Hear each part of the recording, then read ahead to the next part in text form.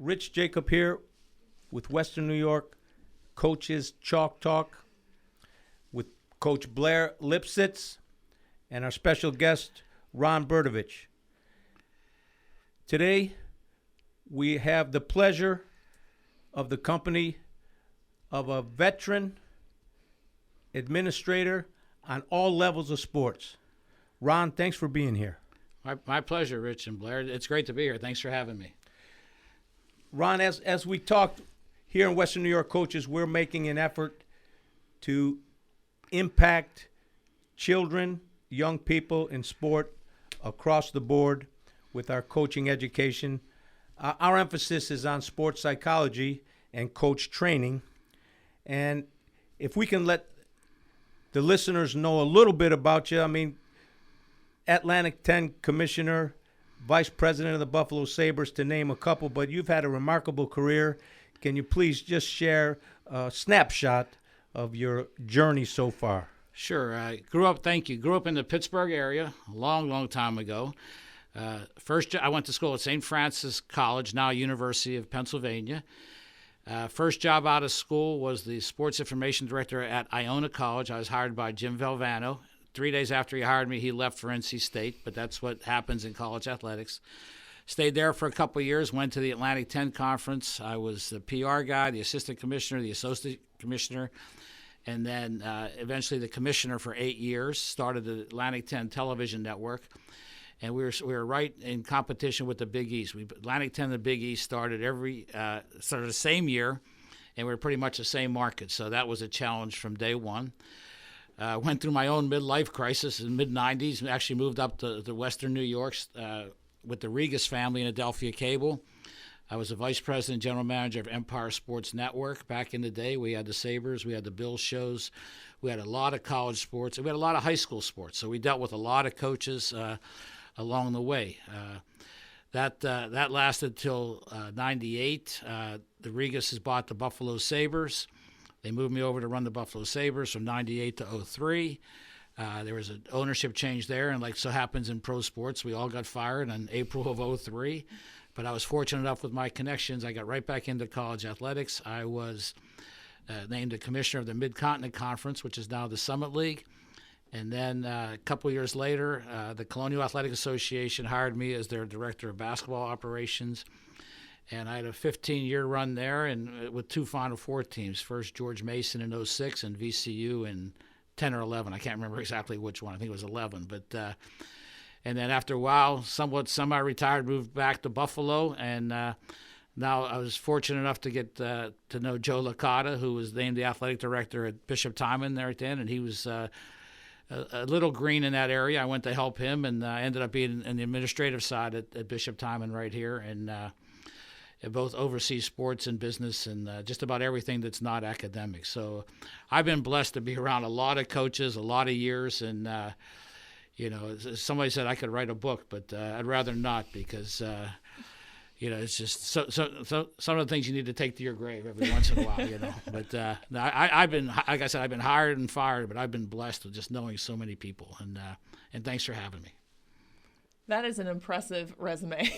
And also impressive that you can talk about it so easily, just to talk about your whole career like that, I look back, I'm like, could I do that? I only coached for 4 years, and I feel like I don't have as good of a handle on the career. And it's remarkable. Yeah. And Coach, I mean, you're blessed, and we're all blessed to have you. It's true. I'm witness to much of what you've done. I've had the privilege of knowing you for a number of years, and that's why we're so happy to have you, because if you can talk a little bit about Western New York, some of the things that you've witnessed and you feel about what coaches might need, to more, impact. Resource-wise? Yeah, resource and impact our children. Well, it's fun. I think I was on the initial advisory board for Madai Sports Management back in the day. Yes, sir. A long time ago. And I always talked about we needed to do a better job of coaching coaches. Mm-hmm. I mean, my assistant, when I was in Atlantic 10, we were talking most about college coaches. I said, we need a definition of a coach. And he says, it's the license to act irrationally without retribution.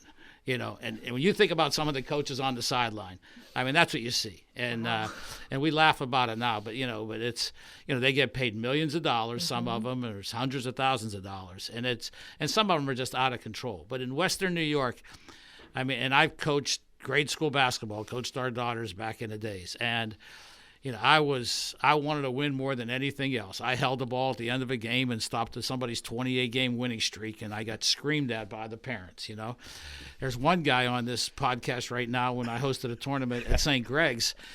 It was a 5th grade tournament. He brought in a 6th grader who was about 6'2" at the time, and he ended up winning going away. So Coach Jacob here, he goes, well, I didn't read the memo. And yeah, you didn't read the memo, So we ended up calling it a tie and gave 2 trophies out that day. But the coach is pretty aggressive. Well, both our daughters. Yeah. And for those who remember the late Sister Maria Perez, who was, she coached at Marquette, she coached at Canisius College, and she coached for years and years at Sacred Heart Academy. She used to coach St. Rose Grade School. In my very first game, I'm coaching 4th graders, and at St. Greg's, and we scored the first bucket of the game. And I said, wow, this is going to be easy. We're up 2-0. She beat us 32-2, and she pressed the entire game. Oh. And I didn't know she was a nun at that point. So after the game, I introduced myself, and I told her my name. She goes, I'm Sister Maria. And if you know Sister Maria, she was as competitive as could be, Yeah. But the bottom line is, there are a lot of hurdles. The Ralph Wilson Foundation is helping out. We just have to do a better job, and it's so time consuming to do it right. And right, and we always used to say when you're in management, if it wasn't for the people, these jobs would be easy. And it's and if you're coaching youth, sometimes if it wasn't for the parents, these jobs would be easy. And that's just as reality. But what do we have to do to get more people at more clinics and to buy into it, and more importantly, their legacy shouldn't be their wins and losses. Their legacy should be, I helped the other young coaches break into it. And right. that's really it. I mean, because it's hard. It's hard work. Like I said, it's time-consuming. And but it has to be done. And I don't think there's any magic potion that you can use. It's just you got to care. You got to care. You have to care. And it's funny. You have to care. I still can't figure out how much you have to care about winning or losing. I still don't know what that balance is. I think you have to care about getting better. Yeah, and then maybe the wins come. Yeah, and it's you don't have to play your star daughter till the last 3 minutes of the game when you're up by 27 points in an 8th grade basketball game. You just don't have to do that. And it's like we used to say, no scholarships are being handed out in 4th or 5th grade. No. So it's well, and if we all played the sport we were playing in 4th or 5th grade, would any of us play what we ended up coaching or what we ended up getting into? I know I wouldn't. Yeah. I'd be a softball player at 6'5". Right. That's a big strike zone. Yeah, and it's good first baseman though. Great pitcher maybe. Pitcher too, right? Yeah. Right. But it's it's I wish I knew what that balance was. You just have to, and it's more. I'm not so sure going forward. We need to build the affinity to sports also. Right? It's kind of like a one and done sometime now. That these kids are. Either there's too much on their plate, or there's video games, or whatever there is. We have, and we just have to find more people to stay interested and just cultivate them and just make them better, make them enjoy it a little bit more. And like I said, most importantly, just pass it down to someone else. Bring everybody. Bring a friend. Don't have fundraisers. Have friend raisers. And just bring a friend and have them coach and. They're going to make mistakes, absolutely. Right. But you have to try it, and it's like I said, it's easier said than done. Oh, that's great. Using that word affinity, Coach, that is at the core of what we all believe. So thank you for that. And the great Coach K from Duke, right? Play hard and play together, and everything else will take care of itself. Yeah, he's got players though. He can say that. He's got one heck of a recruiting line there. He opens his door. On his door. Right? He doesn't recruit. He just selects. But at one time he probably had to, right? Yeah, absolutely. Back in his days at Army, probably not, but his early days at Duke. And we got to play in that gym once. Cameron, that was a cool experience. That's a great place to watch. That is hallowed ground. That is. You could feel it. And the fans there are so great. The Cameron crazies. I've been there for a couple of games, and it's, it's just a lot of fun. Yeah. They know how to. You're not going to win going in there, but it's a lot of fun. Why did you choose sports Because for your career to dedicate your life to? I'll tell you what. I'm just going to say I was recently inducted into it's Western Pennsylvania Mon Valley Sports Hall of Fame. It's never scored a point, never scored a touchdown, never did anything. By the way, it's the same Hall of Fame with Ken Griffey and Joe Montana. Nice, Coach. How about that? That is very cool. That's all right, buddy. So I'm very, very proud of that. But I'll never forget it. When I was in 6th grade, in Catholic grade school, we had a track meet. And we all had to run the 40-yard dash. And every kid, and I was the slowest kid by far. And I got done running, and the coach handed me a clipboard. He goes, "Here, help me put a track meet together." And in 6th grade, I started with putting track meets together. I was keeping scorebooks for the score. I was the team manager. Tom Donahoe, the former general manager of the Bills, I was his manager in high school. We were just together last week again. We play golf all the time together. I've been blessed. Rich knows several of the coaches that are around here. Pete Lonigan, who coached Niagara basketball for a lot of times. I've just been blessed to be around it. And all through high school, I was the nerdy kid, the manager who washed uniforms and kept stats and did all that. I did it in college. And then I got into sports information, so I was always around sports. And then I got fortunate. In the Atlantic 10, I was the youngest commissioner. Right, 31, did I see? Yeah, 31. I was the youngest Division I commissioner in the country. Yeah. And we started a television network that just happened to take off, Right. and just, but we had John Chaney and John Calipari and Gil Catlett. We had marquee coaches back then. Penn State was in the league back then. Nobody knows that. Bruce Parkhill was there. And was that at a time before the other networks? That there were. Well, ESPN started in '79, and the Big East Conference was their first conference to join them. And to the Atlantic 10, where I was, they said thanks but no thanks. So we started our own syndicated network, and we just would be on a station in Pittsburgh, a station in State College, a station in Philadelphia, one in D.C., one in New York, and we just somehow put them all together. And tied them together with wire, and but it would be in several million homes every Saturday afternoon for 2 or 3 games, and that's how we got started. And we were lucky. We had good coaches and good teams, and the Big East had better at the time, and they had ESPN, all the money from ESPN, and we were just nickel and diamond and putting it together all those years, and so that's how we got started. And just I can't remember what year it was, but we got 4 teams in the NCAA. One year, and that was a big deal back then. Unbelievable. 30 years ago now, and we had, like I said, when I got to the Colonial, we had 2 Final Four teams. Who ever heard of a mid-major going to the Final Four? Right. Back then. So and twice at that. So again, very lucky, very blessed. Well, 6th grade clipboard to Hall of Fame. It is a blessing, but there's a lot to be said, Coach. You're a master. Well, I don't know if I'm a master. I try to outwork people. I'm not gonna back down from any challenge, and I'll try to outwork you. And I tell you what. At the end of the day, it's about relationships. Who can you call to help? I'm walking in here just today, and the former athletic director from VCU, Dick Sander, who's now assistant to the president at East Tennessee State, called me and says, "We're doing a mentoring program. Could you mentor a young guy who wants to get into conference athletics?" I said, "Sure, have him call me." And it's, Right. and I've been out of it. Right? I've been out for a couple of years. People ask, "What's your biggest takeaway?" It's helping other people. I love it when a former intern gets a job somewhere. I just love it, and they write you back and they say, "I'm doing really well." If I can keep doing that. Both of our daughters were in sports. Our oldest daughter worked for WWE for several years. She was the manager at University of Dayton. I remember, I can't believe I'm saying this, but her senior year, second semester, I said, "You should write a letter every day to somebody, see if they'll hire you." And the day after she graduated, the Sun Belt Conference hired her as an entry-level position, moved to New Orleans right after Katrina. Oh, wow. By ourselves. My wife and I are crying, and she's going down there. Does well, goes to the MAAC, the MAC, ends up as assistant commissioner there. Then she gets hired by WWE to run their events through the Southeast. She's a victim of COVID, the cutbacks, but she's doing well. And her other daughter was at Dayton also.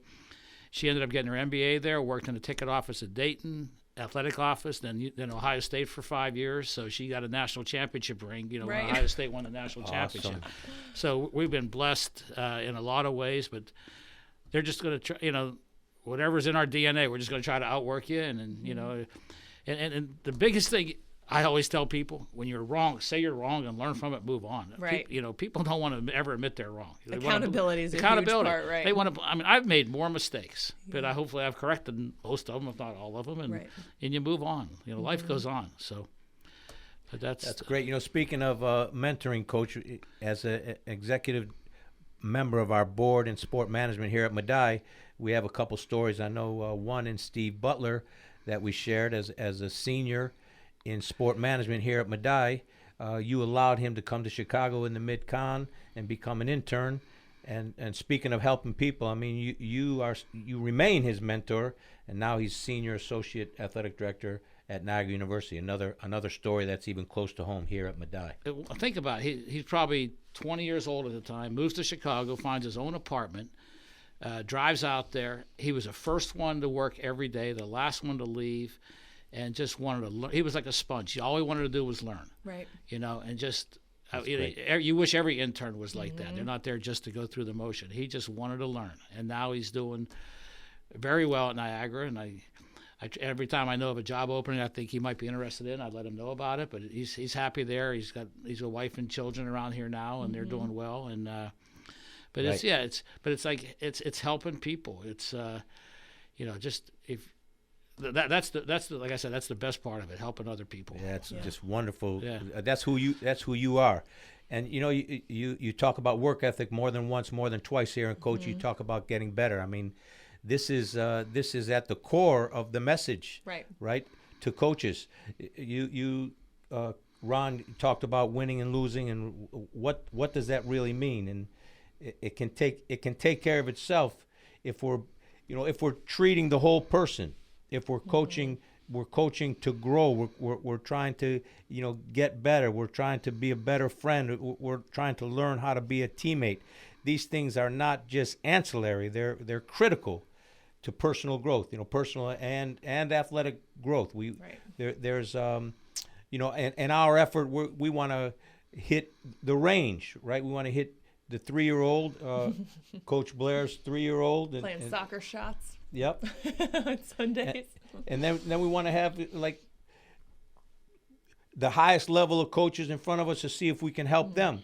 This world of sports psychology, we talk about it a little bit on each podcast, but it's certainly at the core of who we are at Western New York Coaches.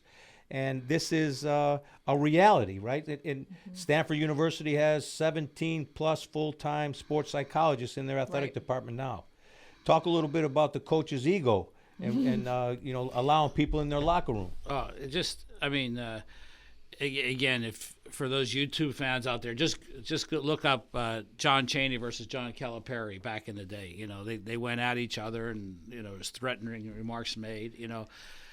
We once had a coach when I was with the Colonial. He inherited a college team. I'm not going to name names. That was 1-27 the year before. And he came from a program where the head coach always got technical fouls. And people out there could put 2 and 2 together and figure out who this is. But so he's his first-time head coach. And he had 5 technical fouls in his first 5 games, right? And the athletic director calls me. He said, Ron, he goes, you know him. What should I can't get through to him. So I drove 3 hours, and we had lunch. And I said, Coach, this team isn't good enough to waste technical fouls on. I mean, you're not going to win, and all you're doing is ruining your reputation. Become a friend of the officials. Right now, the officials don't like you, and you've only coached 5 games. You even so much as raise your voice. Oh, yeah, you raise your voice. I says, challenge yourself to go the entire rest of the year, 21 games without a technical. And he did not get his next technical until he played in the quarterfinals of our tournament. And I remember him looking at me, and he goes, well, you told me that, you said, technically the season's over. Technically the season's over. So he made it. See, yeah. But his little 5-year-old son says, Dad, you weren't supposed to get a technical foul anymore. So I told his son the story, too. So he reminded him every day, don't get a technical. But it's, like I said, there's egos involved, but there's a lot of pressure, too, because the alumni don't like you, you're fired. Right. You're fired. It's So many people you have to keep yeah, and in the group, right? Yeah, in the team. Right, and it's different for different sports. But you talk about locally here, and we all know a lot of coaches is on youth sports. Just no one's getting fired. I mean, Yeah. they're going to beg you to stay. If you're doing a good job, and giving your time giving for free your time. a lot of the time. I think we all know Dick Gallagher, who just passed Yes. away. Yes. No one gave more of his time Oh, to coach, and he loved to mentor coaches. He sure did. He just that's all he cared about. Yep. Mentoring coaches. How do I help you get better? What do you need? What resources do you need? Yeah, he once told me, you're where you're supposed to be.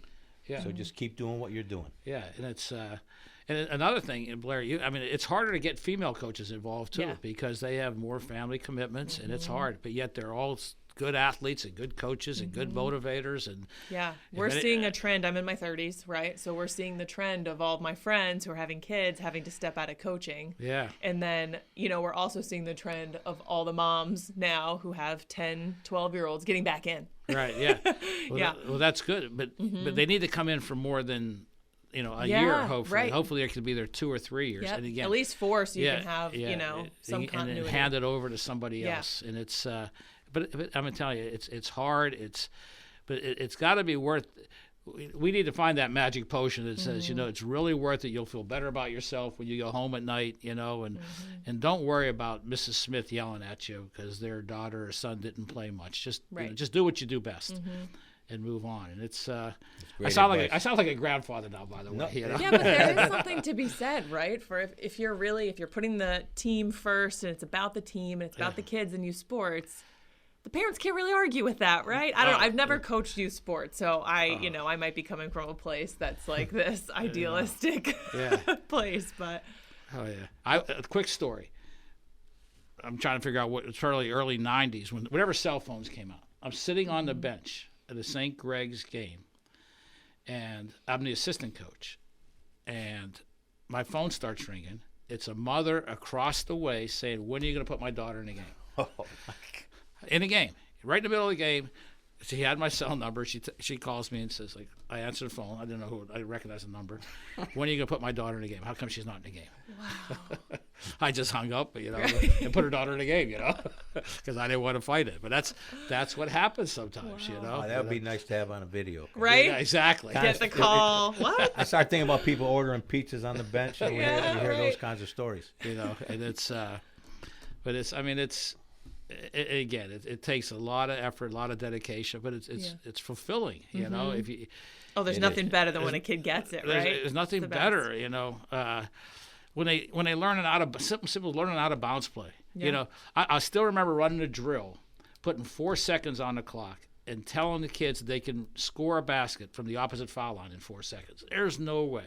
And we just ran a drill till they all did it, and they Yeah. said, "Wow, we could do this." We can do it. They'd think it's 17 seconds away to the other basket. Right. It's really Right. 2.5. Yeah. great. But I just kept putting 4 seconds on the clock and made them do it. And they said, "Wow, this is pretty cool." The little great. things like that. Wow, they get it. Uh-huh. And it's that light bulb goes off. So It does. My daughter last night, they get little stamps when they get their goal, right, on their hands.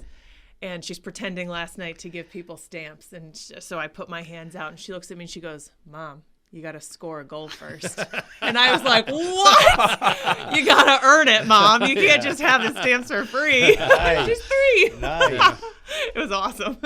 Speaking about your daughter, speaking about female coaches and the great need, I turn to you, Blair, and can you talk a little bit about women coaching women versus men? The whole gender Yeah. in coaching. Yeah, I think one of my the things that I regret most about my early time coaching was I was so fearful of being too nurturing because I didn't want to be like a mom. I wanted to be a tougher coach.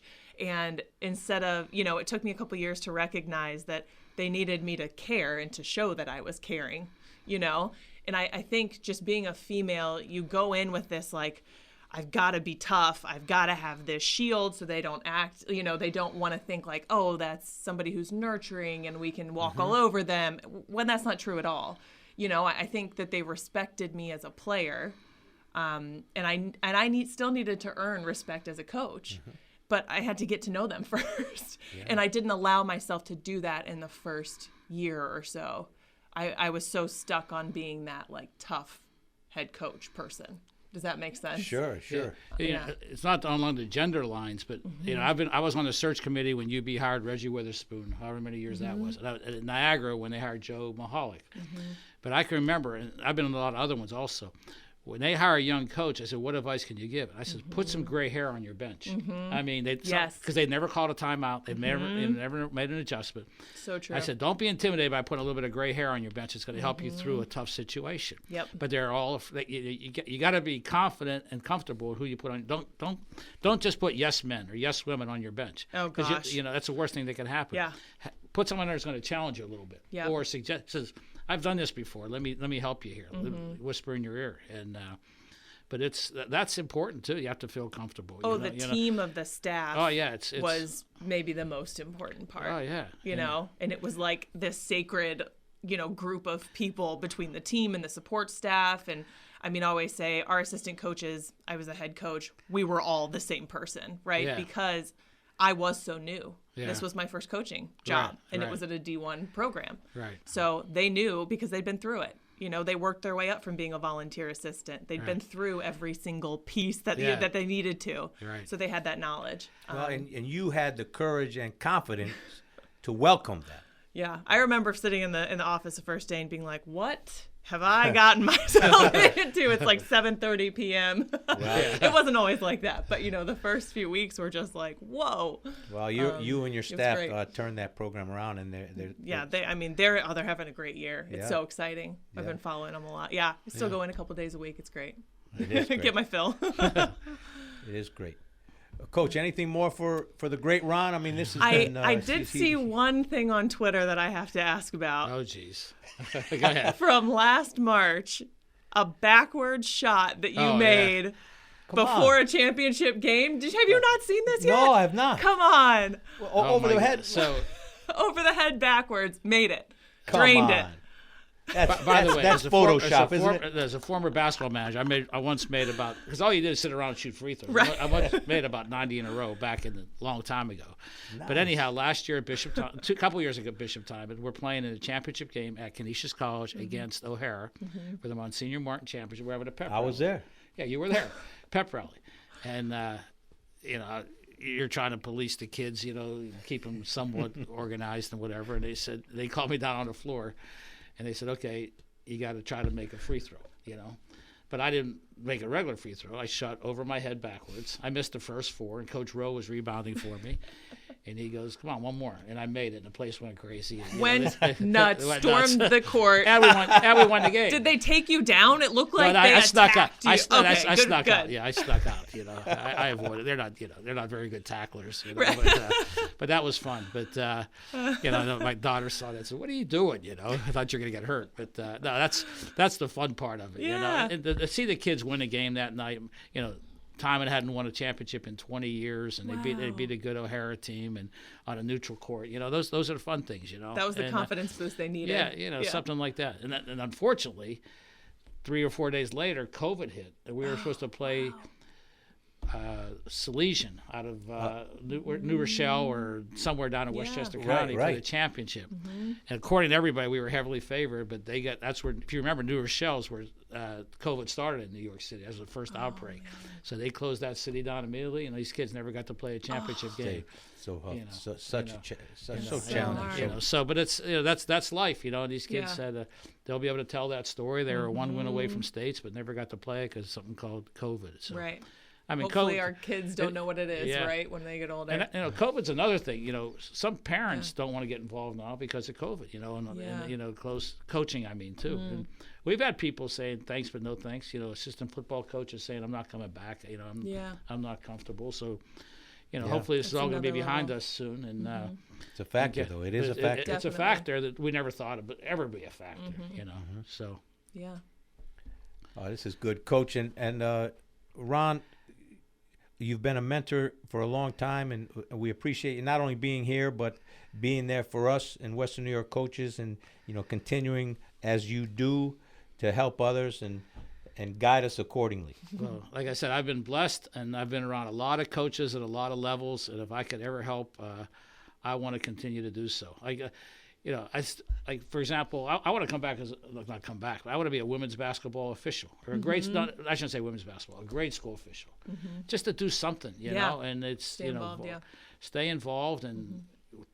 And I love officials. This is coaching. You love officials? By the way, I'm guilty of loving officials. Ask any coach I ever worked with. They hated me for I've never that. met anybody who loved I love officials, and I've known a lot of officials, but a good official says it's 3 seconds, get out of the lane. Talks about it. Coaches when they're on the court, you know. And that's what I would do, you know. That's coaching.